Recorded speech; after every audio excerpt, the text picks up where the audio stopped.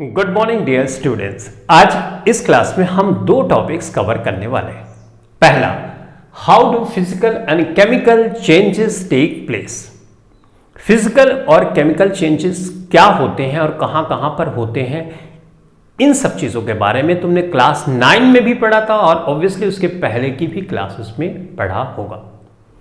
इस क्लास में हम मेनली ये सीखने वाले हैं कि फिजिकल और केमिकल चेंज जो होते हैं वो कैसे होते हैं, उनका क्या रीजन है। तो हम रीजन पढ़ेंगे कि फिजिकल और केमिकल चेंजेस कैसे होते हैं और उनका क्या क्या रीजन है। दूसरा टॉपिक है how do we know that chemical reaction has taken place. हमको कैसे ये पता चलेगा कि केमिकल रिएक्शन हो रही है। हम एटम के लेवल पे, मॉलिक्यूल के लेवल पे जाके चेक तो नहीं कर सकते, हम तो साइंटिस्ट नहीं है, करेक्ट। तो हम बाहर से देख के कैसे ये ऑब्जर्व करके बता दें कि केमिकल रिएक्शन हो रहा है। ये दोनों ही topics chemical reactions and equation chapter से है, जो कि चैप्टर फर्स्ट क्लास 10 का है। इसको हिंदी में बोलते हैं रासायनिक अभिक्रिया तथा समीकरण। वाटर के बारे में तो तुमने जरूर सुना होगा। अगर मैं तुमसे पूछूं कि वाटर का फार्मूला क्या है तो तुम बोलोगे H2O, करेक्ट। H2O को लिखते हो ऐसे। अगर मैं थोड़ा सा इसको एक्सपैंड करके लिखूं, ये मान लो ऑक्सीजन है और यहां पे ये है हाइड्रोजन और यहां पे इस तरह से इसको मैंने बना दिया हाइड्रोजन और ये हुआ ऑक्सीजन। तो ऑक्सीजन हाइड्रोजन के बीच में जो बॉन्ड होता है, इस बॉन्ड को हम बोलते हैं इंट्रामॉलिक्यूलर बॉन्ड। ध्यान से देखना, इंट्रामॉलिक्यूलर बॉन्ड। और इनके बीच में जो स्थान है उसको हम बोलेंगे इंट्रामॉलिक्यूलर स्पेस। हिंदी में इसको बोलते हैं अंतरा आणविक बंध और स्थान को बोलते हैं अंतरा आणविक स्थान। तो ये जब वाटर का मॉलिक्यूल होता है उसमें ऑक्सीजन एटम किस तरह से जुड़ा होता है, किस बॉन्ड से जुड़ा होता है, उसके बारे में तुमने इंफॉर्मेशन ली। जहां पे वाटर होगा एक ही मॉलिक्यूल तो नहीं होता, राइट। हम जानते हैं जहां पे वाटर होगा ढेर सारा होगा। इसका मतलब वाटर के मॉलिक्यूल्स के बीच में भी एक बॉन्ड होता है, एक बंध होता है। तो एक दूसरा मैं यहां पे मॉलिक्यूल लेता हूं लेकिन है वाटर ही, ठीक है। तो यहां पे मैंने ये हाइड्रोजन बना दिया और इस तरह से मैंने यहां पे हाइड्रोजन बना दिया। इन दो मॉलिक्यूल्स, एक ये, इनके बीच में जो बंध बनता है उस बंध को मैं ऐसे दिखा रहा हूं, बॉन्ड को ऐसे दिखा रहा हूं डॉटेड लाइन से। तो ये मैंने यहां पे इस तरह से इसको दिखा दिया। तो दो मॉलिक्यूल्स के बीच में जो बॉन्ड बनता है उसको हम बोलते हैं इंटरमॉलिक्यूलर बॉन्ड।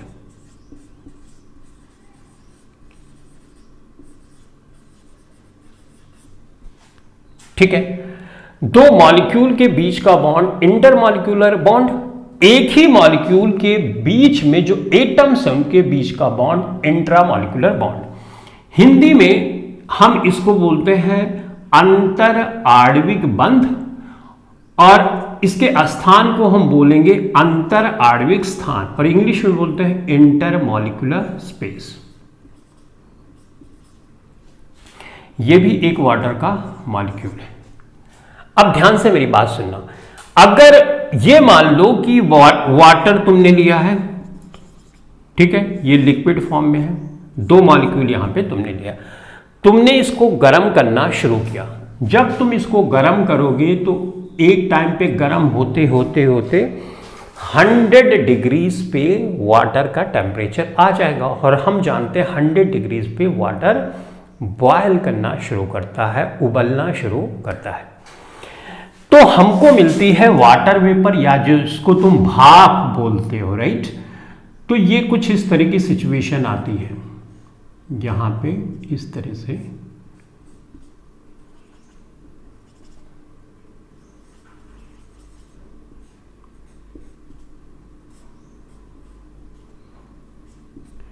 एक H2O ये हो गया और एक H2O ये हो गया।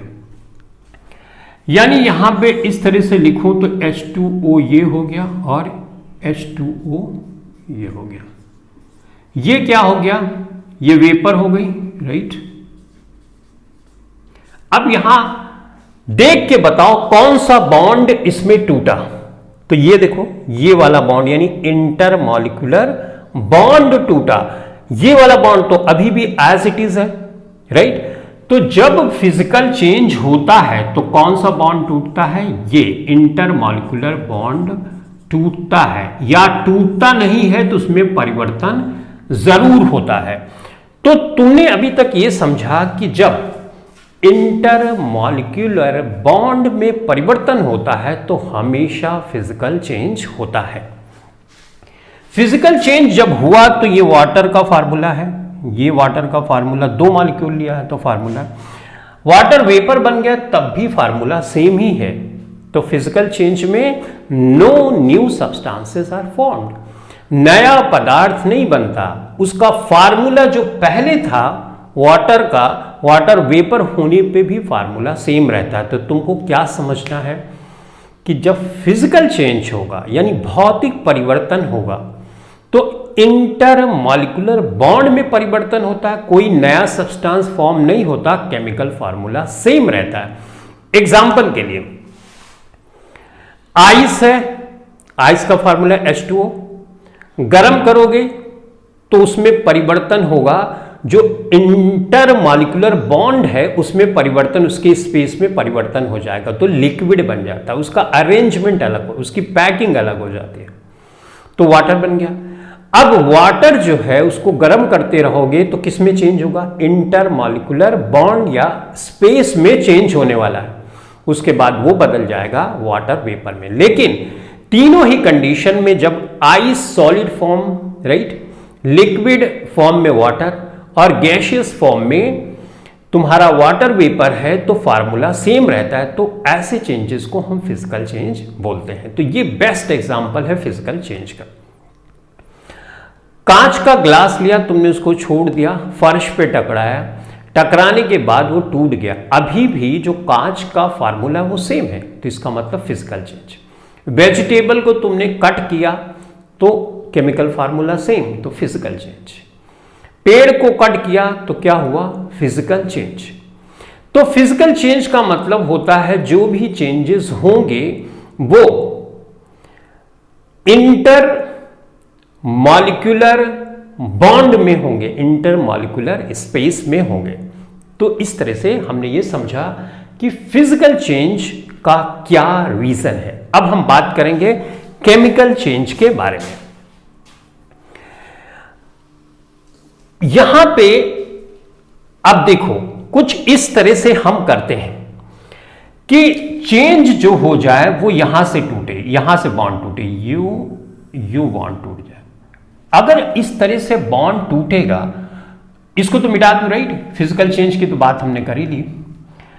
तो ये बन गया हमारे पास एक, ये हाइड्रोजन, ये तो इसके यहां से टूटा तो ये हाइड्रोजन इसके साथ जुड़ गया और इस तरह से बन गया।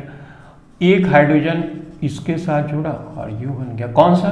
यहां से यू टूटा, ठीक। ये तो ऑक्सीजन है अपनी, और ऑक्सीजन बीच में बच गई तो ऑक्सीजन का कुछ इस तरह से बन गया। अब देखो ये क्या था? ये वाटर का एक मॉलिक्यूल था, ये वाटर का दूसरा मॉलिक्यूल था। अब जब इंट्रामॉलिक्यूलर बॉन्ड टूटा ना तो यहां पे देखो हाइड्रोजन का एक मॉलिक्यूल बन गया, हाइड्रोजन का दूसरा मॉलिक्यूल बन गया और ऑक्सीजन का एक मॉलिक्यूल बन गया। इसको तुम लिखते कैसे हो? 2H2O, यहां पे 2 हाइड्रोजन गैस का मॉलिक्यूल है तो इस तरह से और इस तरह से। तो केमिकल चेंज तब होता है जब इंट्रामॉलिक्यूलर बॉन्ड टूटता है या फॉर्मेशन होता है, तो हमेशा होता है केमिकल चेंज।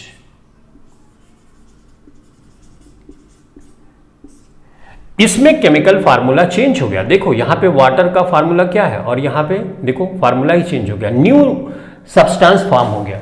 तो केमिकल चेंजेस जब होते हैं तो न्यू सब्सटेंसेस आर फॉर्म्ड और केमिकल फार्मूला गेट्स चेंज्ड।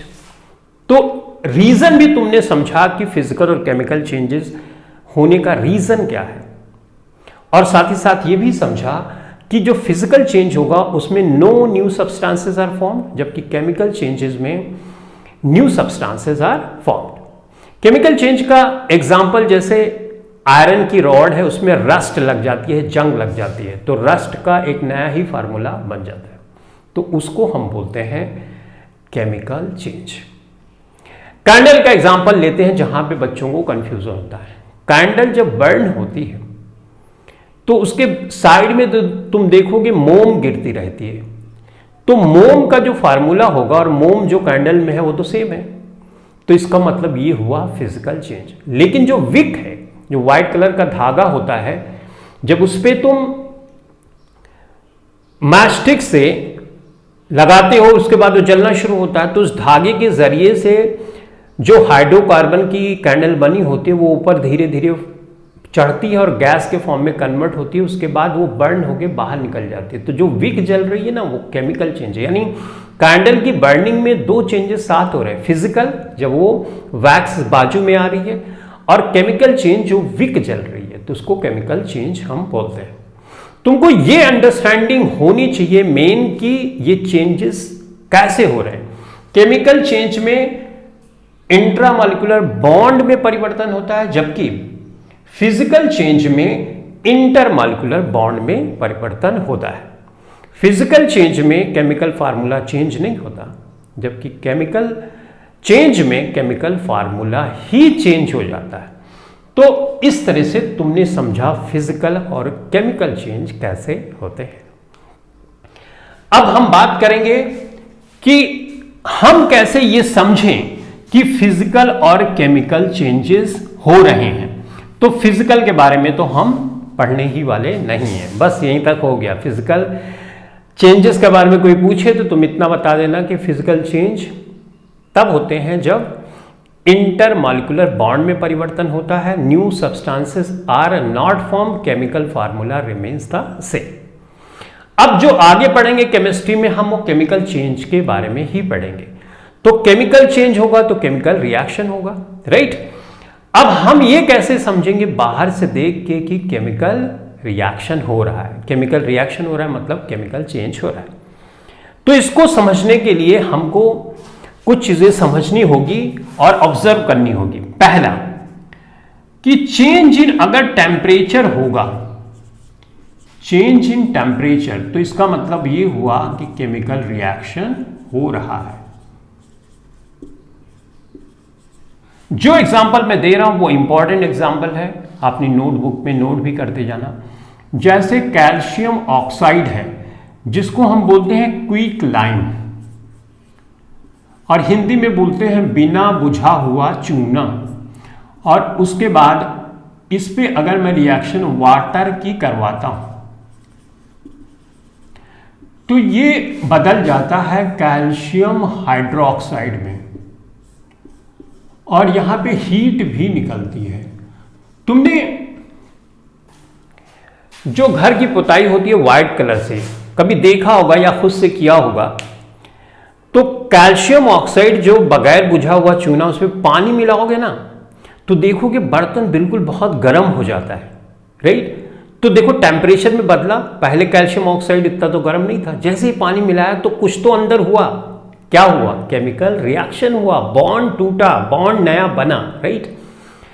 तो इस वजह से क्या हुआ कि केमिकल रिएक्शन हुआ, और केमिकल रिएक्शन का जो इफेक्ट है हमको बाहर से दिख रहा है कि हीट निकल रही है, टेम्परेचर में बदलाव हो रहा है। तो इस तरह से अगर कहीं टेम्परेचर में चेंज हो रहा है तो तुम बोलना केमिकल रिएक्शन हो रही है।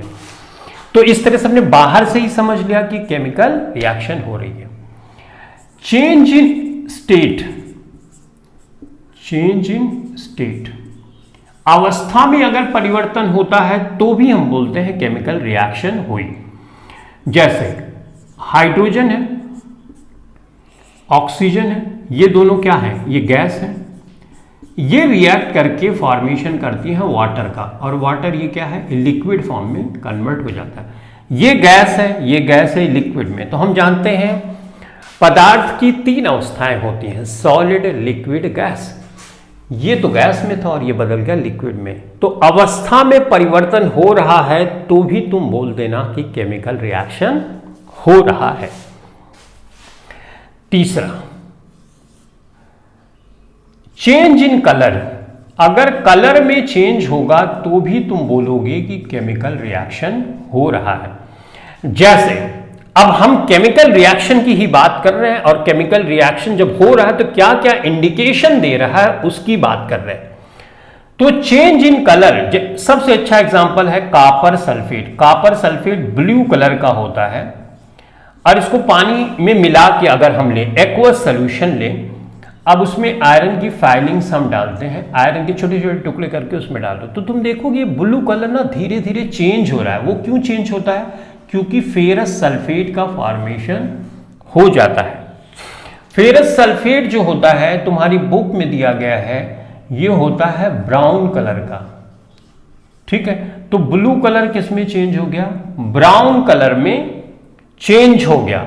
तो चेंज कलर में हुआ तो इसका मतलब हमने अंदर तो देखा नहीं, लेकिन हमने ये बोल दिया कि केमिकल रिएक्शन हो रहा है और केमिकल रिएक्शन हो भी रहा है। देखो यहां पे कॉपर सल्फेट, सल्फेट यहां से टूट के इसके साथ जुड़ गया, यानी बॉन्ड टूट गया और इसके साथ जुड़ गया, और ये जो ये था ये अलग हो गया। तो मतलब केमिकल रिएक्शन अंदर अंदर हो रही है, यानी इंट्रामॉलिक्यूलर बॉन्ड ब्रेक हो रहा है और नए बॉन्ड का फॉर्मेशन हो रहा है। और ये बात हमने बाहर से देखकर बता दी, क्योंकि हमने देखा कि कलर में परिवर्तन हो रहा है, चेंज हो रहा है।